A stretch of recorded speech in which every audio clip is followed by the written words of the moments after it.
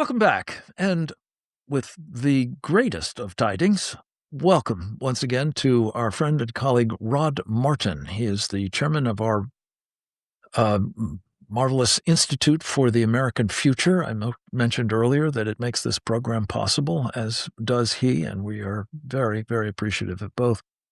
He is also a man who's had a lot of experience in the policy space, working for the governor of Arkansas at the time, a fellow you have heard of, Mike Huckabee, as well as a serial and successful entrepreneur, notably going back to the PayPal mafia days. He is these days, though, the curator of an incredibly interesting and informative product. It's the Rod Martin Report. I'm going to introduce you with some opening comments to one of its most recent products.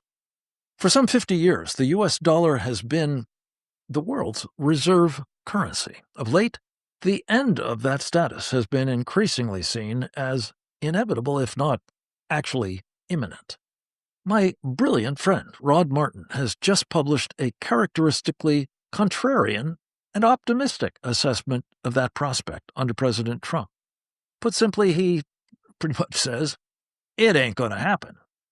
In an article posted at rodmartin.org, this increasingly influential pundit observes, quote, Trump doesn't just mean to put America first. He intends to make America dominant, or, in a phrase, great again. According to Rod, that's possible because the president has restored international perceptions of our military strength, in particular, the power of the U.S. Navy, and Donald Trump's indisputable willingness to exercise it. The knock-on effect of that is that, quote, the dollar remains more than a currency, it is a strategic weapon, unquote. Praise God. Well, let's take stock of all of this with that brilliant friend and valued colleague, Rod Martin. Welcome back, sir. Good to have you in-house, as usual, virtually. Good to be here. So talk to us a little bit about the importance, and I don't think it's just in the present moment, Rod. I believe it's the case that it follows in historical precedence from the military power of a country that has a currency that turns out to be the world's reserve, that it is regarded as first and foremost the kind of guy or company or country, at least, that you want on your side and to be on the side of.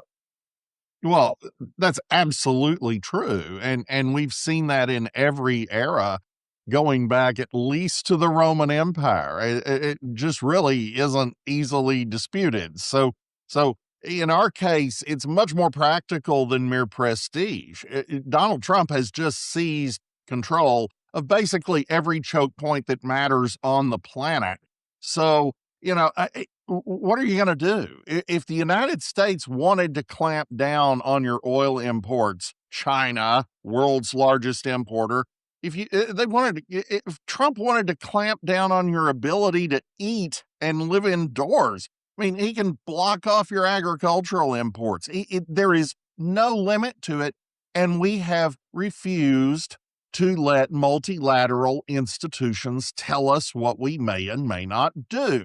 That's really key. And that's where one of the biggest developments of really in memory, and certainly one of the most obscure and arcane that nobody's paying attention to, hardly anybody understands, it happened in the last 2 weeks, and it's just extraordinary. And it is a follow-on to something that happened last fall when the president engineered a currency swap line with Argentina to buttress the Argentine economy going into their elections, which of course was nakedly political, but yay, we get to do that. Okay, so would you define what that term means, a currency swap? That's exactly where I was going because nobody gets it. So a currency swap is rooted in a core fact. If you want to get paid pretty much anywhere in the world, you actually want to get paid in dollars. The whole world runs on dollars. That's what a reserve currency is. And there's no real substitute for it. The obvious substitute would be the yuan, which is the Chinese currency. but it's not even really convertible. It's only partially convertible, and if you made it truly convertible, it would pretty much subvert the existence of the Communist Party of China. So that's not really a thing. You've got Russia's currency, which is a joke, and also Russia's economy can't support a reserve currency. Russia's economy is about the size of Florida's. That's just silly. The euro is struggling even in Europe in numerous respects because they do have a monetary union, and that's been reasonably effective, but they don't have the sovereign tools behind the euro because they aren't a country. They're an increasingly authoritarian, top-down bureaucratic nightmare, but they aren't a country, and Brussels doesn't have the powers that a country has, and that leaves, of course, the dollar. BRICS aren't going to be able to get together and make this work. BRICS is coming apart in front of our eyes. So everybody wants dollars. Now, if you want dollars and you're in a little bit of a crisis, and they were having a little bit of a financial crisis in Argentina, so Trump did a swap. These currency swaps go from the central bank or treasury of one country to the central bank or treasury of the other at a fixed rate that gets unwound on a fixed schedule at the same rate. And what that does is it makes dollars available for the central bank in the foreign country to be lent out to their businesses and government institutions and various entities that may need dollar liquidity. Okay, historically, that's the job of the International Monetary Fund. That's what Bretton Woods set up. It's called crisis finance, and that's what they do. Well, it's not that America hasn't been in this business before, because we absolutely have. We have standing swap lines with most of our European allies, Japan, and so forth. But now what we're doing is we're getting in the business of going to countries like the UAE, going to countries like Argentina, and saying, cut out the middleman. Don't bother with European control. We'll get you what you need. Stand by, Rod. This is a critically important point that we will explore a little bit further on the other side of this short break. Stay tuned for much more with the great Rod Martin right after this.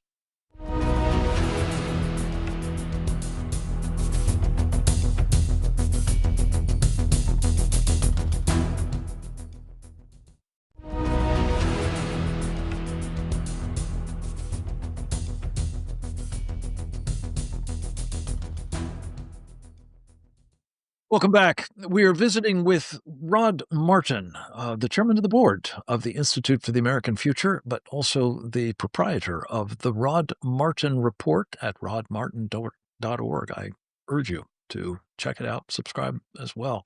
And Rod, you were making a point that is featured prominently on your page at the moment, that Donald Trump is assuring the future dominance of the dollar as the reserve currency of the world.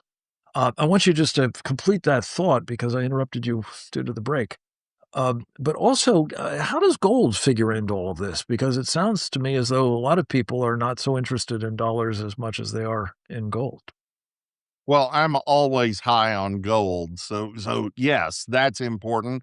But in the short run, that the world runs on the dollar, and the world runs more on the dollar today in some respects than ever. Now, it's true that some Middle Eastern countries have settled oil sales in yuan, and okay, you can do that, but it doesn't really ultimately shake the system, and it really, really doesn't if the United States gets aggressive about it.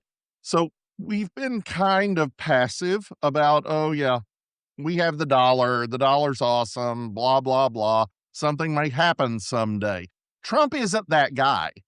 Trump understands how trade works exceedingly well. And he knows if the UAE gets a swap line from the United States to backstop its situation, it's one of the most liquid countries in the world, but it's under attack from the Iranians. And it's got to figure out how to finance the reconstruction of a bunch of civilian infrastructure the Iranians are stupidly destroying, and also frankly, they want to expand pipeline capacity across Oman so they can just bypass the Strait of Hormuz entirely.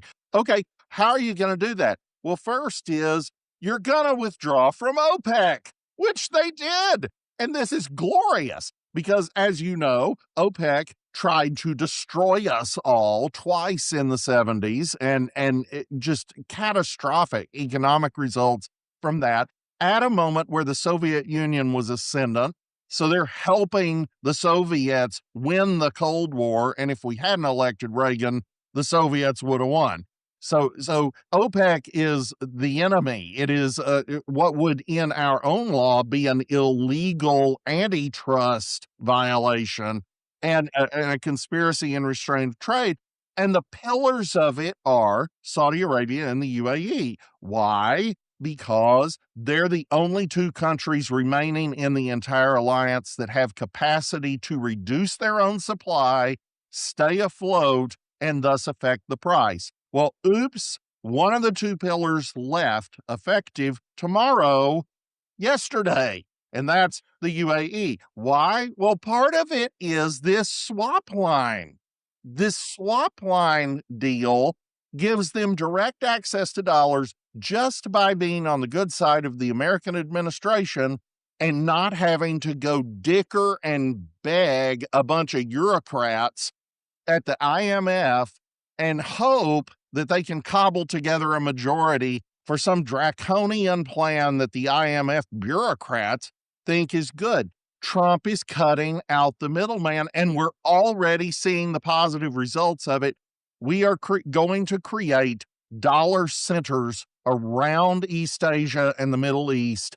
We are going to flood them with available liquidity that is contingent on goodwill from the United States. And if you don't have our goodwill, you're not going to get helped. And that's really the bottom line. Trump understands American power and he knows how to use it. What we've been hearing a lot about, which goes back to the gold point, Rod, is that we're printing dollars and therefore Yes. the value of them is declining and the people don't want them as much. You're saying that they want the liquidity that comes with having access to them. Is there another upside to us that this is going to enhance the value of the dollar, would you say? Oh, absolutely. I mean, you need the dollar to stay dominant. It's an essential aspect of American power. If we were to lose that, it would be a catastrophe. It's just there's no real alternative at the moment. So one of the alternatives that actually is positive for America is this thing that our friend Kevin Freeman, who's a senior fellow of the Institute for the American Future, has gotten done. They have passed legislation in 7 states, among which are Texas and Florida, to create state issued 100% gold backed currencies, which will be usable electronically. So basically no different from using your debit card or your credit card or, anything else. There's just a ledger entry somewhere. But there's physical gold, possibly in the Texas Bullion Depository, which is actually a thing. And they just debit however many, tiny fractions of an ounce you spent on your stick of gum and put it in the other guy's pile. That is powerful. That is constitutional. That's under Article 1, Section 10. And it could do a great deal of good for the dollar ultimately. Well, this is a point to which we will return. I know I'm an admirer of both Kevin Freeman and this project, as are you. And I can't tell you how excited I am that in your state of Florida, I believe on the 1st of June, this is going to go into practice. It will be Yes. available for people to buy gold and to use it transactionally. Rod, I have to reserve the remainder of our time. It's only about a minute. Talk to us about this decision about Louisiana and redistricting in the Supreme Court and its implications for the next election, sir. Well, there's just so much winning. We're all going to get tired of winning. This is a 6-3 ruling against racial gerrymandering. And you have to understand, if there ever was an argument for racial gerrymandering, it died when Barack Obama got elected president twice. This is a country that's 12% black. Barack Obama won by huge majorities. Of course, black people can get elected by white people. They don't need racially gerrymandered districts for that to happen. And the Supreme Court has recognized that we're going to have serious redistricting required by the court as a result of this. That could be between a 24 and 30 House seat swing away from the Democrats, possibly this fall. In time for this fall. Key question. Possibly. Rod Martin, much more to come. We will be talking with you again very soon, I hope. In the meantime, thank you for what you do at rodmartin.org. Keep it up. Keep reporting to us about it all. I hope the rest of you will keep coming back for more of Rod Martin and the rest of us next time. Until then, go forth and multiply.